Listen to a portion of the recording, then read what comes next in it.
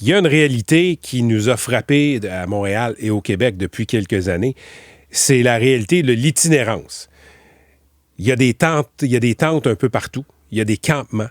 Sur le bord de Notre-Dame à Montréal, il y a un campement de gens qui n'ont pas de maison. Et c'est pas toujours facile, la cohabitation avec les gens d'Hochelaga-Maisonneuve. Mais il ne faut pas oublier que dans ces tentes-là, il y a des êtres humains qui aimeraient mieux être ailleurs. Hier, il y a une autre tente qui a pris feu. Il y a quelques jours en fin de semaine, un itinérant est décédé dans sa tente qui a pris feu aussi. Longueuil, il y a une dizaine de jours, même chose. C'est une réalité extrêmement dure que de vivre à l'extérieur dans une tente. Mon prochain invité, qui est assis devant moi, s'appelle Emmanuel Boucher. Il y a quelques jours, il est sorti de l'itinérance, il a obtenu un logement.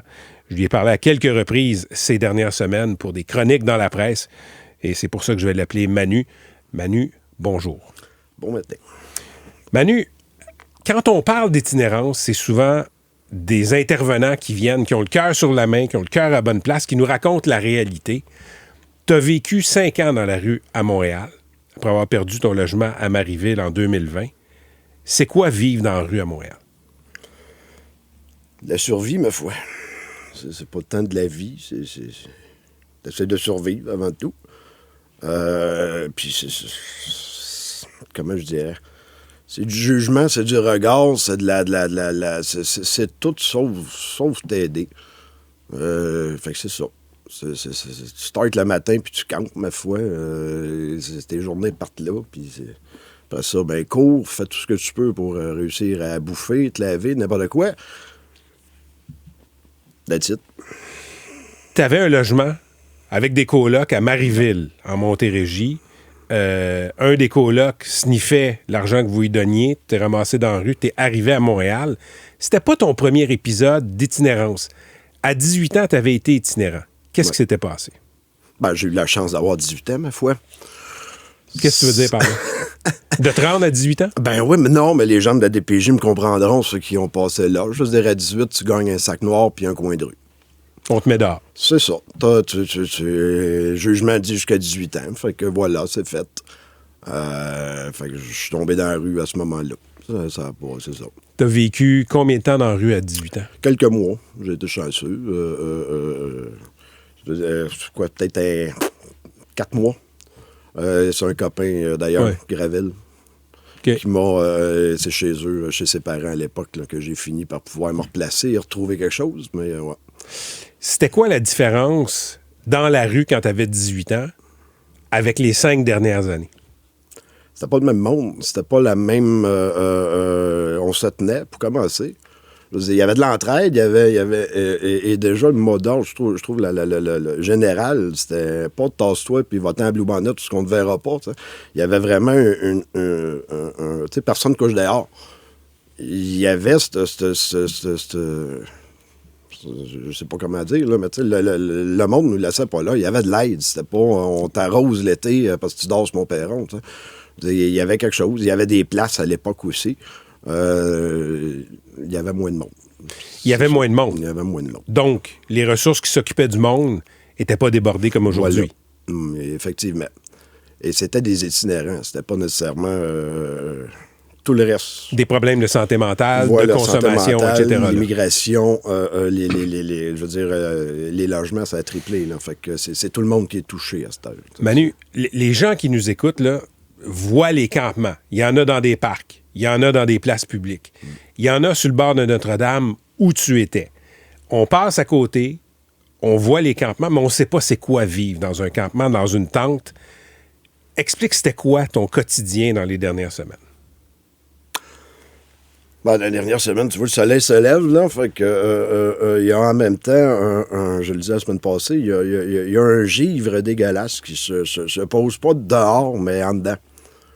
Carrément. Tu le vois sur ta tente, là, sur le matériel, t'as un givre, t'as de la glace. Fait que tu te lèves le matin, t'es dans la glace. Si t'as pas de chauffage, t'as pas de chandelle, ne serait-ce qu'une chandelle, ça te coupe une humidité, c'est assez fantastique, ça.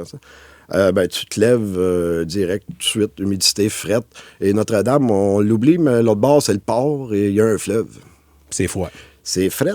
Je veux dire, l'humidité, ça se découpe au couteau. Là. C'est vraiment t'avouer. Tu sors à 4h30, 5h, le soleil se lève, ça se découpe l'humidité. C'est vraiment étassant, mais de plein fouet. Et dans Vimont, à cause de la traque, l'air du vent, je veux dire, ça descend du nord, mais sur un temps, claque des talons 3 fois de roté, parce que tu t'envoles. Fait que c'est humidité, fret, c'est ça. Et ça commence là. Et là, il y a le regard des gens. Tu m'as dit qu'il y a des automobilistes, malheureusement, sur Notre-Dame qui vous faisaient sentir que vous n'étiez pas à votre place. Ah, j'ai passé l'été avec du monde qui klaxonne, qui te réveille absolument pour rien. Les vannes qui te tirent la grosse horn, là, et ça te lâche des conneries du genre « va travailler, hostie de BS ». Puis toi, tu travailles. Ben oui, ça sera pas long, je m'en vais là. Merci mon cadran. Merci de venir parler à nos auditeurs avant d'aller travailler, Emmanuel Boucher, mais qu'est-ce que tu fais comme travail? Je travaille à Plaisir, Cactus, sur Sanguinet. Ça, c'est l'organisme qui aide les personnes toxicomanes. Oui, effectivement, c'est en réduction de l'effet. Donc, tu as les SIS sur Berger qu'on a entendu parler, et tu as Plaisir qui est sur Sanguinet, qui est plus un lieu de vie, un lieu d'intégration sociale, si on veut. Je reviens aux gens là, qui klaxonnent. Quand tu te faisais klaxonner comme ça, c'était quoi ta réaction? Bon, au début, tu les écoutes pas. À un moment donné, tu viens que va chier, mange la merde. Excusez-moi le terme, mais c'est ça. Parce que c'est insultant. Je veux dire, tu sais, du commentaire gratis, là. Va donc travailler. Oui, c'est ça. On n'est pas tous non plus dans le même panier, dans le même. Et surtout, l'itinérance, je lisais cet été, il y a des intervenants en ressources qui doivent trouver des logements, des places à coucher à des étudiants qui viennent de sortir de l'école et qui ont un salaire plus élevé qu'eux autres, mais ils n'ont pas de place. Fait que l'itinérance, là, c'est pas juste le malade mental, c'est pas juste celui qui a des divers problèmes, c'est tout le monde, calvaire. Fait que, les petits jugements, à un moment donné, c'est mal fun dans ton char, les vitres fermées, mais garde-les là. Puis l'ironie, c'est que toi, Manu, tu travailles. Ben oui. Puis maintenant que tu n'es plus dans une tente, tu vas pouvoir travailler plus. Oui, effectivement. À partir de janvier, on monte ça. Là, le député Guillaume Clich-Rivard, c'est lui qui t'a rencontré quand il est allé au Boisé-Vimont. Il t'a aidé à te raccrocher. Il t'a aidé à remplir des papiers, parler aux bonnes personnes pour avoir un logement. Je le salue. Moi aussi. Là, t'es, Manu, dans un appartement. Ouais. Comment ça s'est passé? Ben, un organisme que je fréquente. Je suis arrivé là un matin et on m'a donné suite à... À ta demande. Voilà. Donc, j'ai enfin, ma foi, j'y croyais pas. Décris-moi ton appartement. Ben, c'est une pièce, c'est un studio. Donc, rien de compliqué, mais avec des plafonds, ma foi, ça doit faire 12 pieds. Ce qui aide à agrandir la pièce. Ben de la fenêtre, donc de l'éclairage en masse. That's it. C'est pas plus qu'une pièce, mais c'est assez. Je veux dire, ma tante, elle faisait juste ça aussi. C'était une pièce, ta tante? Oui, c'est ça. Il y a moins de givre dans ton appartement. Beaucoup. Ta première nuit, raconte-moi comment ça s'est passé à l'appartement. Ben, il n'y a pas eu de première nuit. Quand j'ai eu les clés, j'ai resté 15 minutes, en fait. Pourquoi? Et par le silence. J'ai pas peur du silence, mais là, il était écrasant. Il était quelqu'un. Je suis habitué d'avoir des bruits de fond. Je suis habitué d'avoir Notre-Dame, ma foi. Donc, klaxon, automobile et autres. Le silence et l'écho. Je savais pas que le silence pouvait avoir de l'écho. Le silence de l'écho. Ouais, non, c'était vraiment... Toi, tu l'entendais. Oui, et c'est ça. Je suis tombé dans une bonne bâtisse, ma foi, parce que j'entends que dalle dehors, pas de sirène, pas de... Puis je suis habitué. J'étais à Montréal, des sirènes. C'est aux 2 minutes, calvaire. Mais ce que je comprends, Manu, c'est que tu étais angoissé d'être dans un appartement où il y avait du silence soudainement. Oui. Total. Ben, oui. C'est de l'angoisse puis de l'anxiété. J'ai un tag aussi, là. Fait que un trouble d'anxiété généralisé. Tu sais, les oiseaux vont pas du bon bord. Si j'y pense trop, ça peut se mettre à... Fait que c'est ça. Ça a pris 15 minutes puis j'ai dit non. Le rivaux sera pas suffisant. Je suis retourné. Je suis parti. T'as été dormir chez un ami. Ouais. Ouais. Il a fallu que tu apprivoises ton appartement. Ouais, la deuxième journée, je me suis forcé un peu, et là, mais la première, non.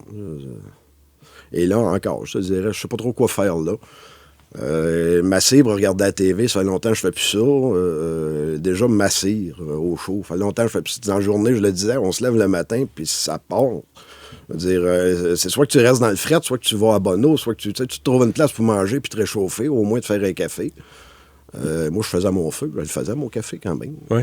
Ouais, petite cafetière napolitaine, ça te fait des merveilles. T'envoies ça direct sur le feu. C'est vrai que c'est bon. Oh my gosh.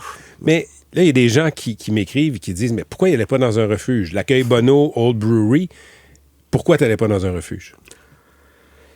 Regarde, à ceux-là, je répondrais Favreau. Ouais. Favreau, le complexe Guy Favreau. Le YMCA, il y a quoi, 3-4 hivers, là? C'était, ma foi, mais c'est ça. J'avais besoin de rivaux pour y aller, parce que j'étais en train de me virer débile. La violence, la détresse, absolument tout était dégueulasse là-dedans. J'ai préféré camper, tout simplement. Maison du Père, je veux dire, je sais bien, mais c'est le système que je trouve un peu calvaire. Tu rentres à 2h l'après-midi, tu peux plus sortir. Qu'est-ce qui arrive si tu sors? Ben, tu peux pas rentrer. C'est comme ça. L'admission se fait à 2h l'après-midi, 2h30, mais il faut que tu sois en ligne à peu près vers midi. Là. Et donc, à 2h, tu rentres, c'est final, les douches, puis tu peux pas ressortir. Moi, je dis ça de même, mais si tu veux te sortir d'un peu de ta situation, il faudrait peut-être t'appeler des places, que tu fasses quelque chose d'autre que de rester en dedans devant la TV à 2h l'après-midi. Je trouve que leurs heures sont peut-être pas des plus... Fait qu'entre les refuges, bon, la violence des refuges, les règlements d'autres refuges, t'aimais mieux être dans une tente. Oui. Oui, parce qu'à un moment donné, il y a des limites à être encadré aussi. Je veux dire, il y a des haltes à chaleur qui te font quasiment les poches là, pour vérifier ce que tu as. Bon, il y a des règles qui sont calvaires. Ce que je veux, c'est dormir et me coucher. C'est pas un camp de vacances. C'est pas, mais ils n'ont pas le choix. Fait que, et l'encadrement, veut pas. Quand tu cherchais un appart, Manu, quand tu cherchais, là, tu t'adressais aux organismes, là, tu as rencontré, comme beaucoup de Québécois, la bureaucratie, la paperasse. Ouais. Qu'est-ce qu'on te demandait pour le privilège d'avoir un logement? Déjà, les T4. Ça, c'est une des premières... je veux dire, ça te prend ton avis de cotisation avant toute chose. Je veux dire, pense même pas à faire une demande si tu n'as pas fait tes impôts. Chose que, bien sûr, dans la rue, on court pour faire. La première chose que je fais, moi, j'ai une adresse de toute façon pour les recevoir, mes papiers. C'est ça. T'as pas d'adresse. C'est ça. Fait qu'on va demander à ça pour commencer. Et secondo, mon identité. Hein, ça te prend pas juste un T4, ça te prend une pièce d'identité. Quelque chose me dire que t'es toi, tu sais. Carte d'assurance maladie, mais nous autres, au lieu d'être aux 7-8 ans, c'est aux années. Ça, c'est quand on réussit à la garder, parce que malheureusement... Parce que tout est dans ton sac, puis des fois, vous faites voler dans les Pas tentes. des fois, souvent. Ouais. C'est ça. T'as fini par dormir dans ton appartement. J'ai fini par l'avoir. Tu dois dormir d'un sommeil profond. Oui, effectivement, c'est pas pareil. Je suis habitué de dormir sur une oreille, écouter le moindre bruit, le moindre affaire. Ça peut être une marmotte qui fouille dans ta tente, mais ça peut être quelqu'un aussi. Je l'ai vécu 2 fois, là, fait que je sais quoi. Ça réveille mal. Là, c'est la porte est barrée. T'as la sainte paix. Tu peux vraiment dormir. Tu dois te pincer. Pas encore. J'essaie de rester sur le rêve. Là. Je veux pas me réveiller. Non, on va rester dessus. Là. J'aime ça. Manu, qu'est-ce que je te souhaite pour les prochains jours, les prochaines semaines, les prochains mois?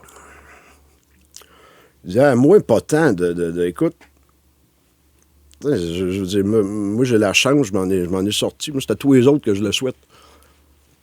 Moi, je suis en dedans, là, mais tous ceux avec qui j'ai été encore la semaine passée sont encore dehors. Eux autres.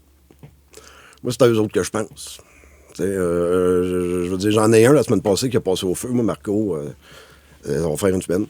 Ça en est déjà un, puis l'hiver n'a pas commencé encore. C'est à eux autres qu'il faut penser. C'est plus à moi. Moi, je suis correct, je suis en dedans. Par contre, tous ceux qui sont encore dehors, puis qui, eux autres, ils n'ont pas passé de mesures administratives non plus, puis ils n'ont pas d'organisme, puis ils n'ont pas... C'est à eux autres qu'il faut penser, je pense. Perso. Il y a beaucoup de gens qui trouvent ça dur quand des campements arrivent dans le quartier. Quand ils vivent à côté de ressources pour les itinérants. As-tu un message pour les gens? Ben déjà, moi, le terme cohabitation, là, cohabitation. Ça veut dire on est deux qui habitent, puis il y a une cohabitation. Eux autres, ils habitent pas, baptême. Ils font ce qu'ils peuvent, puis leur taper sur la tête, c'est peut-être pas une bonne façon, là. De la tolérance, ma foi, j'ai un petit peu de compréhension de chaque bord, mais ça, tu peux pas le demander. J'entends souvent, c'est des poubelles. C'est parce que oui, les campements, c'est loin d'être joli, mais je rappellerai quand même que, ça, c'est l'ombudsman de la ville qui nous l'a dit, l'eau potable, les poubelles, c'est une obligation de la ville. Peut-être taper ces bonnes personnes, je dis ça de même, ça. S'ils passent, ça va déjà être plus propre. Laissez faire les commentaires, je pense qu'ils n'en ont pas besoin. C'est juste des encouragements. On oublie peut-être ce que c'est, puis on vient qu'on écrit plus. Ça. Mais au lieu de klaxonner, puis on va travailler, peut-être, je sais pas, tu klaxonnes, puis tu lui donnes un café, asti, bonne journée. Tu sais, de l'humanité. Je sais pas. Ça serait bien, tu sais. Manu, merci pour l'entrevue. Je le sais que tu étais nerveux avant de commencer. Tu as fait ça comme un chef. Les gens sont vraiment impressionnés par ton histoire de vie et contents d'entendre la réalité de quelqu'un qui a vécu l'itinérance. Je te souhaite des joyeuses fêtes. Bien, merci, pareillement. C'était Emmanuel Boucher, Manu, ex-personne en situation d'itinérance. Vous l'avez entendu dans ses mots. Je trouvais ça important que, pour une fois, on entende quelqu'un qui a vécu cette réalité dans ses propres mots.